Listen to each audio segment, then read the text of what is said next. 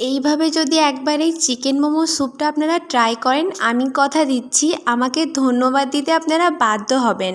ঘরোয়া মাত্র কয়টা উপকরণে এই চিকেন মোমো স্যুপটা খেতে যে কতটা দারুণ হয়েছে আপনারা তৈরি না করে খেলে বুঝতে পারবেন না। তো চলুন সহজ আর মজাদার চিকেন মোমো স্যুপের রেসিপিটি দেখে নেওয়া যাক। প্রথমে একটা বোলের মধ্যে নিব 1 কাপ পরিমাণ ময়দা, তার মধ্যে দিব পরিমাণ মতো লবণ। লবণটাকে আগে খুব ভালো মতো করে মিশিয়ে নিব। এখন দিব 2 টেবিল চামচ মতো রান্নার তেল। তেলটা দিয়ে আগে খুব ভালো মতো করে মিশিয়ে নিব। মেশানো হয়ে গেলে এখন অল্প অল্প করে পানি অ্যাড করে একটা ডো তৈরি করে নিব। ময়দার ডোটা খুব বেশি শক্ত করব না, আবার খুব বেশি নরমও করব না। ডোটা তৈরি হয়ে গেছে, এখন এটাকে রেস্টে রেখে তৈরি করে নিব মোমোর চিকেনের পুরটা। এর জন্য এখানে আমি 300 গ্রামের মতো চিকেন নিয়েছি। এর মধ্যে দিব 3 থেকে 4টা কাঁচামরিচ, সাথে দিব পরিমাণ মতো লবণ, দিব হাফ চা চামচ গোলমরিচের গুঁড়া, দিব হাফ চা চামচ আদা রসুন বাটা, দিব 1 টেবিল চামচ সয়া সস। এখন সবগুলো উপকরণকে একসাথে খুব ভালো মতো করে ব্লেন্ড করে নিব। খুবই ভালো মতো করে ব্লেন্ড করে নিয়েছি। এখন এর মধ্যে 2 টেবিল চামচ মতো রান্নার তেল খুব ভালো মতো করে গরম করে এর মধ্যে দিয়ে দিব।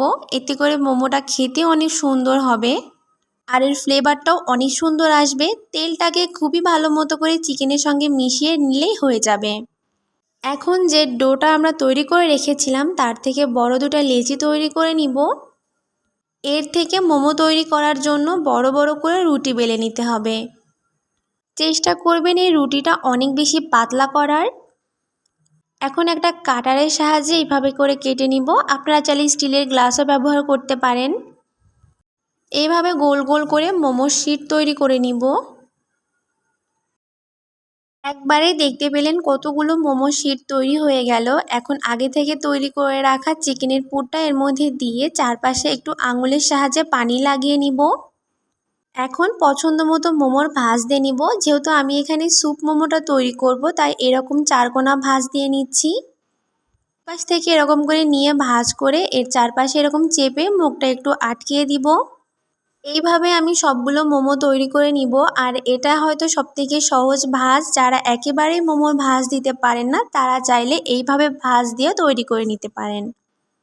এইভাবে আমি সবগুলো মোমো তৈরি করে নিয়েছি। চাইলে এখন এই মোমোগুলো স্টিম করে অথবা ভেজেও খেতে পারেন, তবে আমি স্যুপ করে তৈরি করব। এর জন্য একটা কড়াইতে দিয়েছি পরিমাণ মতো রান্নার তেল, তার মধ্যে দিব 1 চামচ রসুন কুচি আর 1 চা চামচ আদা কুচি। আদা রসুনটাকে হালকা সোনালি কালার করে ভেজে নিব।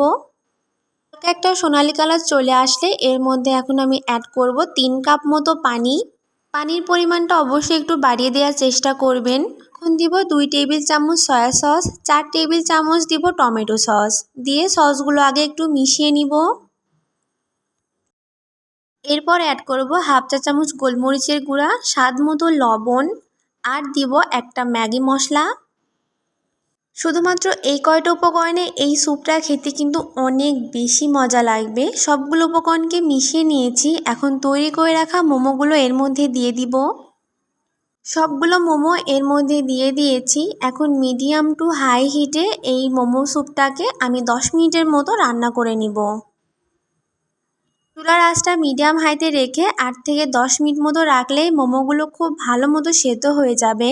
মোমোগুলো দেখে বুঝতে পারছেন ভালো মতো সেদ্ধ হয়ে গেছে। এখন 2 চা চামচ কর্নফ্লাওয়ার পানিতে গুলিয়ে এর মধ্যে দিয়ে দিব। কর্নফ্লাওয়ার দেওয়ার কিছুক্ষণের মধ্যেই দেখতে পারবেন স্যুপটা অনেক বেশি ঘন হয়ে গেছে। কর্নফ্লাওয়ারটা দিয়ে খুব ভালো মতো করে নেড়ে চেড়ে নিতে হবে। আমাদের স্যুপটা প্রায় তৈরি হয়ে গেছে। এখন এর মধ্যে দিব কিছু কাঁচামরিচ কুচি আর একটু ধনিয়া পাতা কুচি। এখন একটু নেড়ে চেড়ে চুলা থেকে নামিয়ে নিব।